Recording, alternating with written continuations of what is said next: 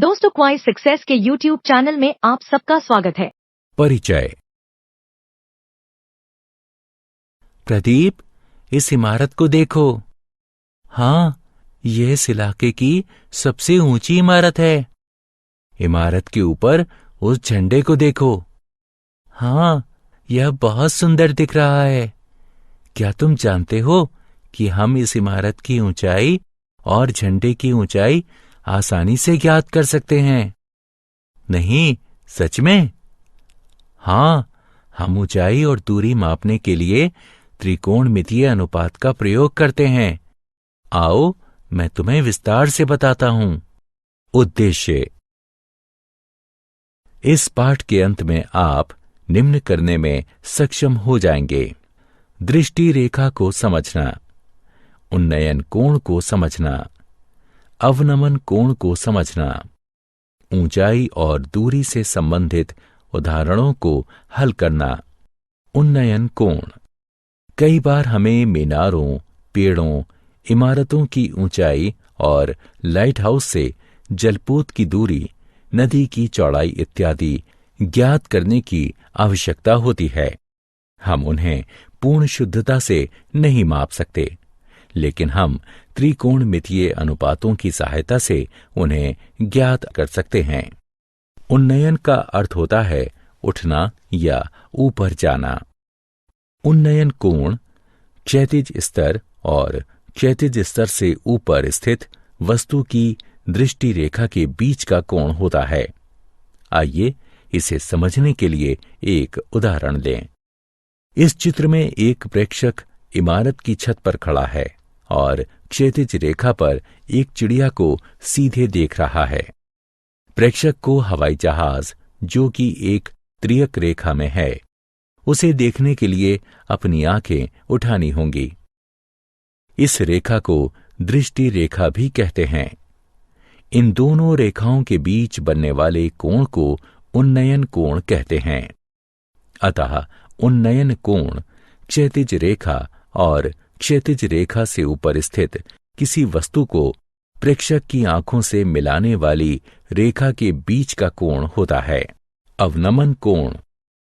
अब ऐसी स्थिति की कल्पना कीजिए जिसमें लड़का किनारे पर खड़ा हो और नीचे नाव को देख रहा हो। यहां दृष्टि रेखा क्षैतिज स्तर से नीचे है, अतः दृष्टि रेखा और क्षैतिज स्तर के बीच बनी रेखा को अवनमन कोण कहते हैं। अतः किसी बिंदु से क्षैतिज स्तर से नीचे स्थित किसी वस्तु का अवनमन कोण दृष्टि रेखा और क्षैतिज स्तर के बीच बनाया कोण है। उदाहरण 1।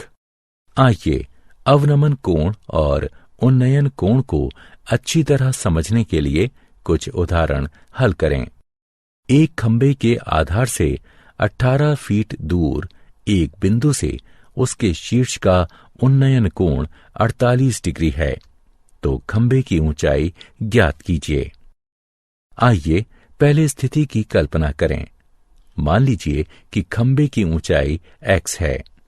त्रिभुज ABC से tan 48 डिग्री बराबर है x/18 के।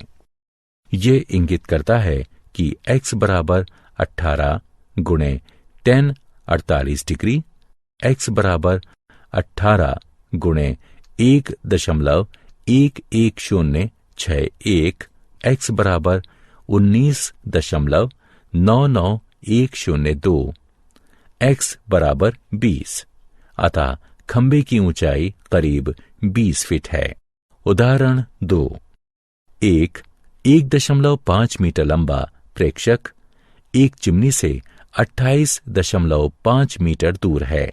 उसके नेत्र से चिमनी के शीर्ष का उन्नयन कोण 45 डिग्री है। तो बताइए कि चिमनी की ऊंचाई क्या है? हल।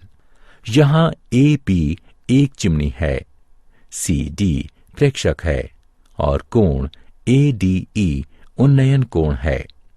इस स्थिति में ADE एक त्रिभुज है जो E पर समकोण है और हमें चिमनी की ऊंचाई ज्ञात करनी है।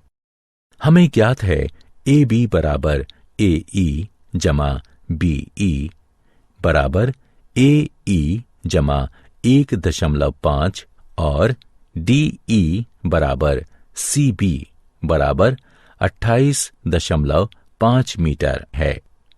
AE ज्ञात करने के लिए हम एक त्रिकोणमिति अनुपात चुनते हैं जिसमें AE और DE दोनों शामिल हैं। आइए उन्नयन कोण का टेंजेंट लें। अब tan 45 डिग्री बराबर AE बटे DE अर्थात 1 बराबर AE बटे 28.5 अतः AE बराबर 28.5 होगा। इसलिए चिमनी की ऊंचाई AB बराबर 28.5 जमा 1.5 मीटर जो कि बराबर होगा 30 मीटर के। उदाहरण 3, एक 67 मीटर गहरी घाटी के तल का अवनमन कोण 40 डिग्री है। मीटर के निकटतम 10वें मान तक घाटी की चौड़ाई क्या है? पुनः एक आलेख बनाकर शुरुआत करें। याद रखें कि क्षैतिज स्तर कोण 40 डिग्री से है। अब हम एक त्रिकोणमिति अनुपात के प्रयोग से घाटी की चौड़ाई ज्ञात कर सकते हैं। हम दो त्रिकोणमिति अनुपातों टेंजेंट या कॉन्टेंजेंट में से एक का प्रयोग कर सकते हैं। दोनों से हमें सही उत्तर प्राप्त होगा। आइए टेंजेंट का प्रयोग करें। tan 40 डिग्री बराबर है 67 बटे x के। x गुणा tan 40 डिग्री बराबर होगा 67 के। अतः इसे हल करने पर हमें x बराबर 87.5 मीटर प्राप्त होगा। अतः घाटी की चौड़ाई 87.5 मीटर है। मूल्यांकन। आइए आगे बढ़ने से पहले जांचें कि आपने क्या सीखा। सही विकल्प को उठाकर उचित स्थान पर रखें।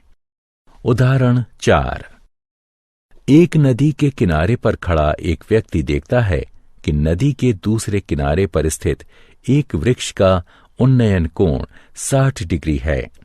जब वह किनारे से 40 मीटर दूर जाता है तो उन्नयन कोण 30 डिग्री हो जाता है। पेड़ की ऊंचाई और नदी की चौड़ाई ज्ञात कीजिए। हल। मान लीजिए कि वृक्ष की ऊंचाई y है और नदी की चौड़ाई x है। CD बराबर 40 मीटर है। त्रिभुज ABD में tan 30 डिग्री बराबर AB बटे BD है, जो कि हल करने पर हमें प्राप्त होगा x जमा 40 बराबर y3 का वर्गमूल, जिसे हम समीकरण 1 कहेंगे। अब त्रिभुज ABC में tan 60 डिग्री बराबर AB बटे BC, जो कि हल करने पर हमें प्राप्त होगा y बराबर x3 का वर्गमूल, जिसे हम समीकरण 2 कहेंगे। समीकरण 2 से 1 में y का मान रखने पर हमें प्राप्त होगा x बराबर 20 मीटर और y बराबर 20 3 का वर्गमूल। अतः वृक्ष की ऊंचाई बराबर होगी 20 वर्गमूल 3 मीटर के और नदी की चौड़ाई बराबर होगी 20 मीटर के।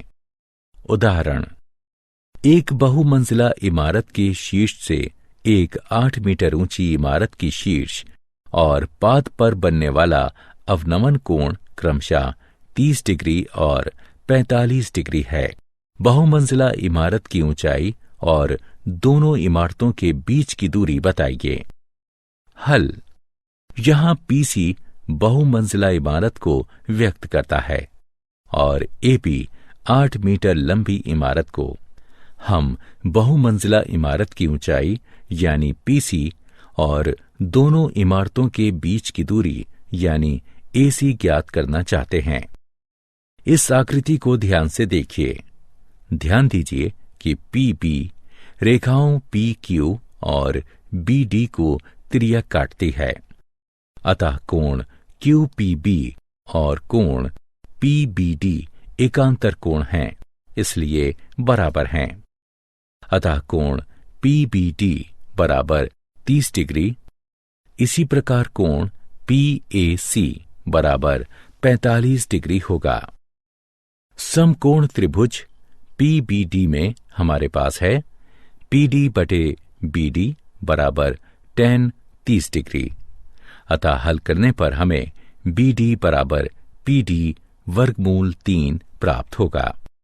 समकोण त्रिभुज PAC में हमारे पास है PC बटे AC बराबर tan 45 डिग्री बराबर 1, जो कि PC बराबर AC तथा PC बराबर PD जमा DC, इसलिए PD जमा DC बराबर AC। चूंकि AC बराबर BD और DC बराबर AB बराबर 8 मीटर, हमें PD जमा 8 बराबर BD बराबर PD वर्गमूल 3 प्राप्त होता है। इससे हमें यह प्राप्त होता है। अतः बहुमंजिला इमारत की ऊंचाई 4 गुणा 3 जमा 3 मीटर है और दोनों इमारतों के बीच की दूरी भी 4, 3 जमा 3 मीटर है। क्या आप जानते हैं, सर्वेक्षणकर्ता त्रिकोणमिति का प्रयोग सदियों से करते रहे हैं। 19वीं सदी का ऐसा ही एक वृहत सर्वेक्षण महान त्रिकोणमिति सर्वेक्षण आजादी से पहले किया गया था, जिसके लिए अब तक सबसे बड़े थियोडलाइट्स बनाए गए।